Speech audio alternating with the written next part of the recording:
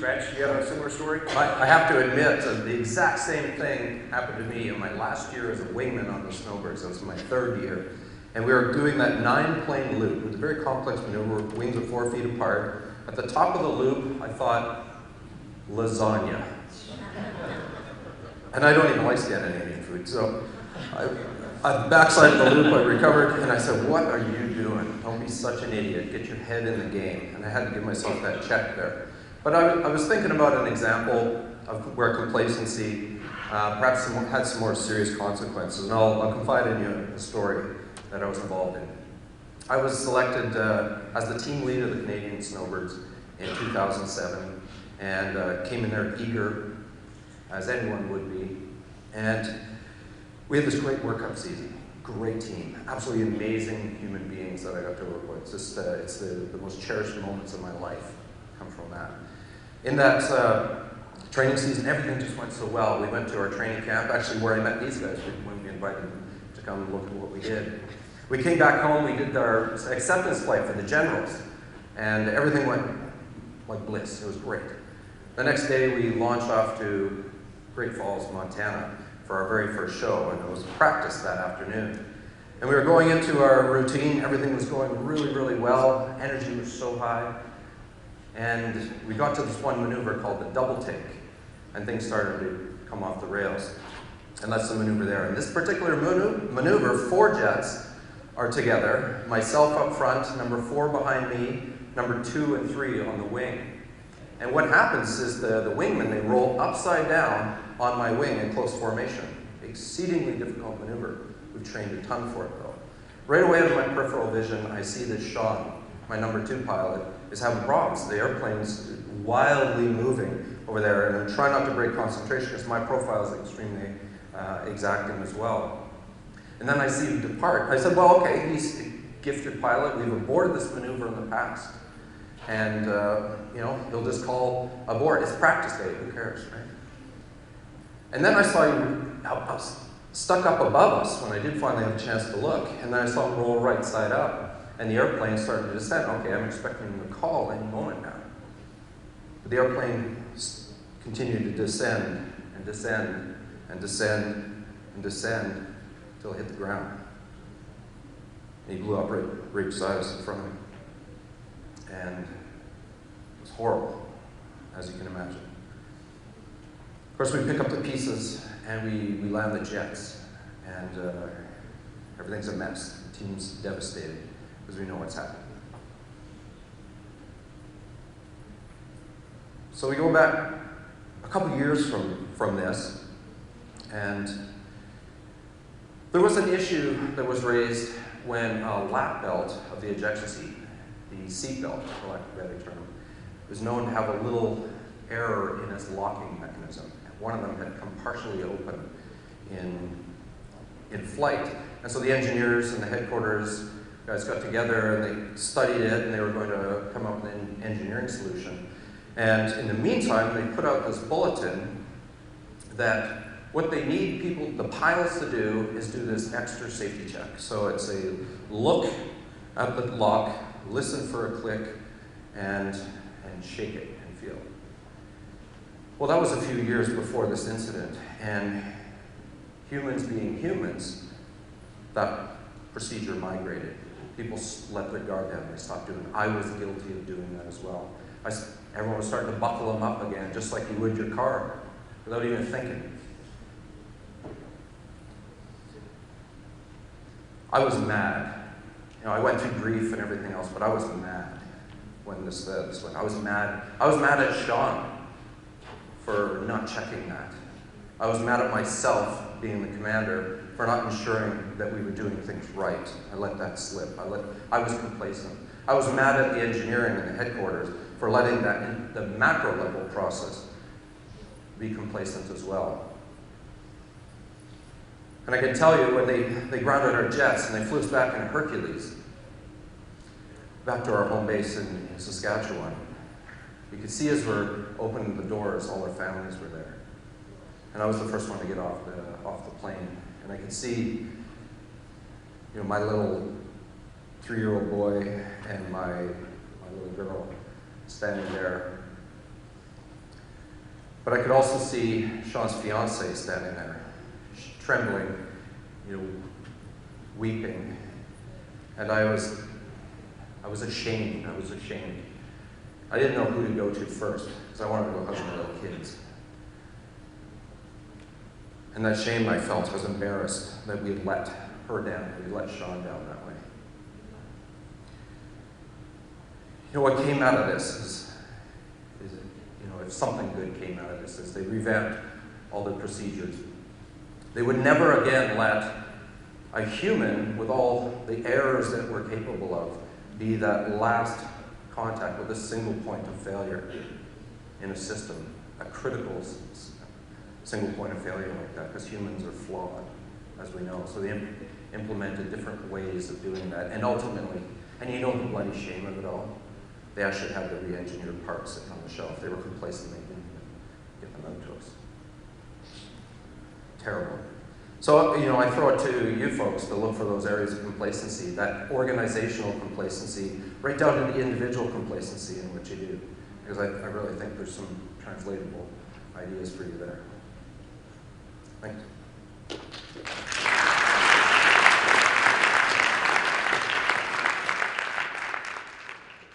Thanks, Raj. I know that's a hard story to tell, but it's important it's told.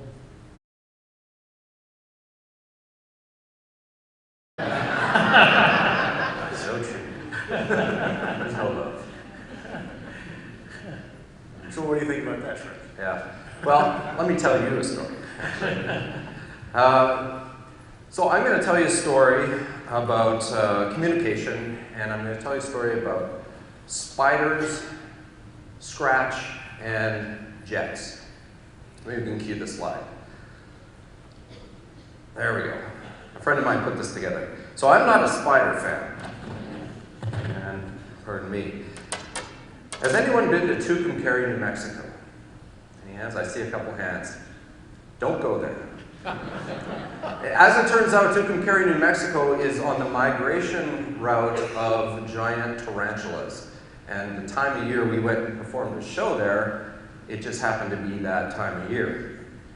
So we pitched out the formation. We were in 9 airplanes. We usually come over in 3 groups of 3 and pitch out and land in 3 groups of 3, spread by a few thousand feet. And as I'm coming into final with the lead element of 3 jets, I see, Wild West town, all the tumbleweeds and everything on the runway. I'm like, okay, I have to be careful. As I get close, I realize the tumbleweeds are all changing directions. They're actually spiders scurrying around the runway, and I land and I'm hitting them. It's the most disgusting thing. It's like multiple tarantula strikes. Horrific. We went to our rooms. We're Canadians. We don't have monster spiders like that, so we're tucking towels under our doors and plugging drains because they're going to pop out at any moment. So fast forward to the next day, and we're into the routine of the performance, and we're about a third of the way through, and I'm leading this maneuver. It's called the 5-plane line abreast roll. Quite simply, it's the most challenging maneuver that the snowbirds fly. It's 5 airplanes directly beside one another. We roll all of it. And absolutely precise. Lead has to be precise with the profile, otherwise you can stretch everybody and get everyone too slow. Or if you delay too much, you dig your nose too deep, and that becomes very tricky very quickly with dire consequences. No kidding, as I pull up to my no-going back point, 45 degrees nose up, I look up and a huge spider crawls out from the inside rearview mirror of my jet. I'm not a spider fan, I think I told you. So I'm committed though. I look at this thing, eyes to eyes, whatever it has, and I basically mouth, stay there, and I roll the formation.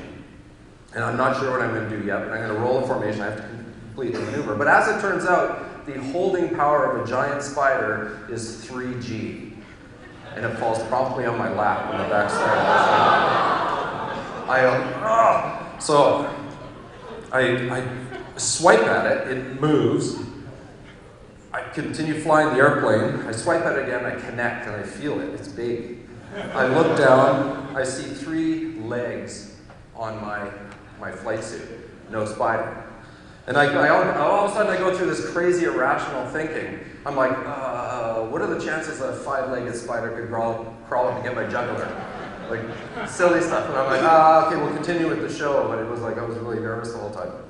So here's the takeaway coming, is 2 weeks prior to this, a bulletin came out from the United States Air Force, an F-16 pilot, had crashed in Afghanistan, and in the wreckage they found the remains of a camel spider, a big camel spider, and they figured he got distracted and flew into the ground.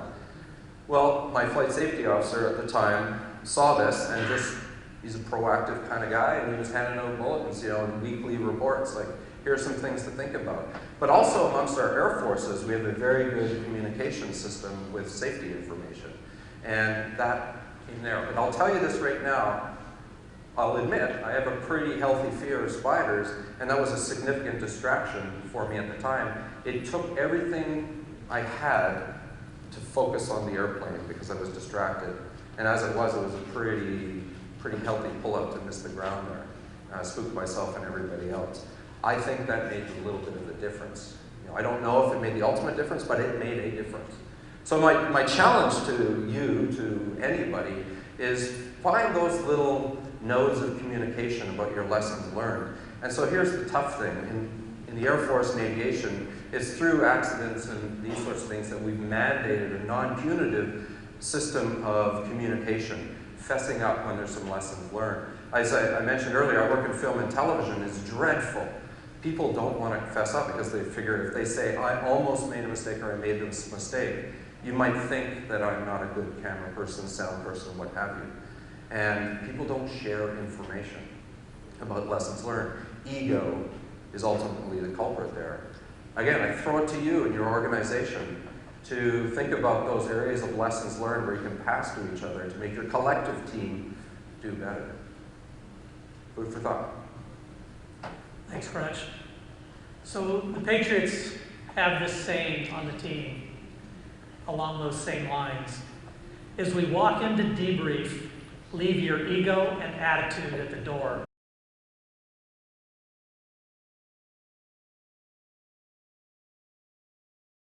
They're fairly easy to identify. What's hard to see coming at you that you need to plan for are the unknown. What do you think, Stretch? Absolutely. It's one thing to sort of seek our minds out and figure out whatever factors can affect us in the show, and we go through everything, whether it's towers to little contingencies like maintenance. But it's those unknown variables that we really are concerned about, and we just can't figure them all out. One of the biggest unknown variables is the weather, and obviously we're an outdoor event. And we've adapted our planning process to some degree to accommodate the weather, so in the sense that just like today in Las Vegas, there are no clouds, it's a clear blue sky, and we do our high show. That's the show that the main product we deliver, and we do it 95% of the time. But to accommodate when the weather comes down a little bit, we actually have a backup plan. And we have a low show, so the clouds are down at a certain level. We take out the vertical maneuvering, but still deliver a pretty dynamic product. And then we developed this just a couple of years ago, a flat show for when the clouds are really down on the deck at 1,000 feet, 1,500. At least we get up with the 6 airplanes, and we cut ribbons in the sky with the smoke, and we provide something to the customer that way. But the problem comes when weather or some emergency rears up in the middle of the execution of our main act. And as you can imagine, with this choreographed, high-speed theater production, if you will, when we have jets everywhere, we need to be at certain places, certain times, at the exact speeds. We're going 400 or 500 miles an hour, and that exposes us to risk. So we developed a process in our briefing where we try to come up with the zaniest ideas that we can in the briefing. Our number 3 pilot basically plays Stump the Dummy with us and says, okay, today here's a hypothetical situation. We're going to be flying along, and the number 3 jet's going to have a hydraulic problem. Go. And then we go from A to Z on the emergency, and we what if it. We go right from the beginning of the emergency, do all the communications that would be involved, and then we bring it to a logical conclusion, then we go out. We do this hundreds and hundreds of times. But what it does is it creates a mental process of how we communicate with one another. So when something does occur in the air, we're better prepared for that. I'd like to show a quick 40-second example of how this came to be.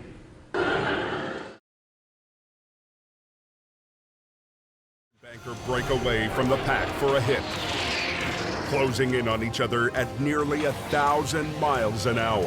And hit. Perfect hit, Scratch. Awesome! Everything's as we expected it to be, but... Guys, be very cautious of the rain shaft off in the left basket. We're not in the rain at the moment, but then I get the call, don't take the airplanes show left. So I'm playing in my mind the sequence and trying to think on my feet immediately of how I'm going to be able to recover the demonstration, but avoid the entire left side of the field. Where did it hit there, Joe? There, okay, there's another big strike. Yeah, that's probably about 3 miles. The risk of getting a lightning strike in the air is it could burn a hole in the airplane, it could fry your electronics. Worst case scenario, it could ignite the fuel. It's coming in right now. I think we need to knock it off. Just land the jet. So we're going to stop now. We're going to knock it off. Ground terminate. Winds 290 at 11. Major terminate. 1 terminate. 2 terminate. 3 terminate. 4 terminate. 5 terminate. 6 terminate. Same sense as I do? Oh, absolutely. This, I think, is one of the magic takeaways in all this, is when we're striving to bring our A game for our client, to give that little extra that gives them that delight factor, it brings our team up as well. And I guess I could cite the example. Recently, we finished our season, exactly 2 months ago today. We finished after a 4-weekend-in-a-row run of shows in California. We were on top of our game. Consecutive weekends, our proficiency was up. We were just snapping through the maneuvers. We were doing really well. Just like what we said, we could feel the energy in the air. The fangs were out, and it was just great connection, great energy. And I think that was translating through to the clients as well. We were really high energy at the social functions. You know, we were staying late with them and really involved in everything they were doing. And this particular show site they hadn't had an air show in years, 20 years, I think. And it's suffering financial ruin and bankruptcy recently. And they tried to erect this little air show to bring back something, and they brought us in. And I like to think we blew them away with that. In fact, at this show, this older lady came up to me at the autograph line, and she said, you know, thank you so much for being here. This town needed a victory. That town was San Bernardino, and they just asked us to come back because apparently they need another victory. So we're going to be there for them next year, because obviously there's some reason for that.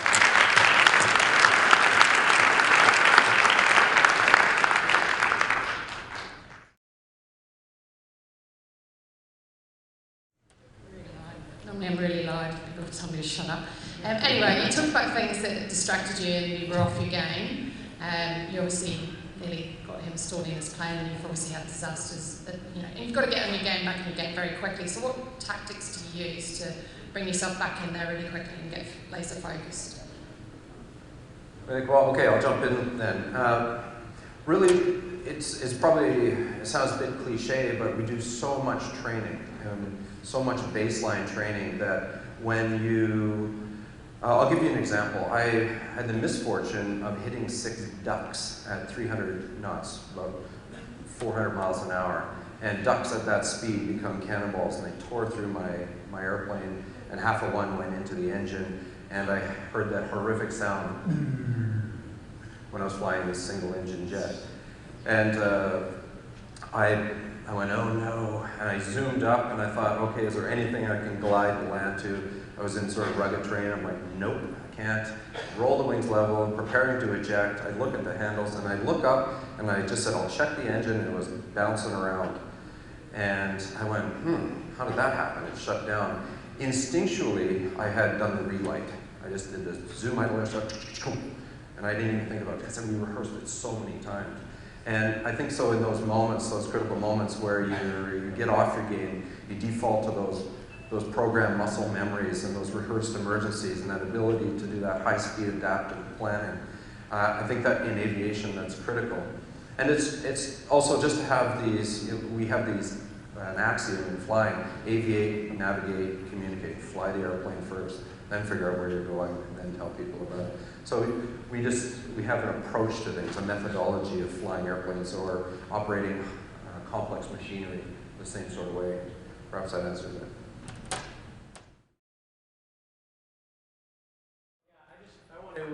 I want to once again ask the audience to give you guys a huge round of applause.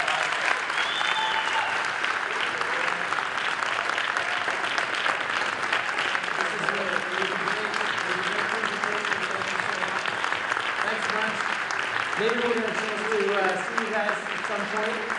And the line of the day is, was it fun to blow shit up? Is that, or you didn't say shit? Fun to blow stuff up. So thanks so much. Everybody have a great night. We'll see you tomorrow.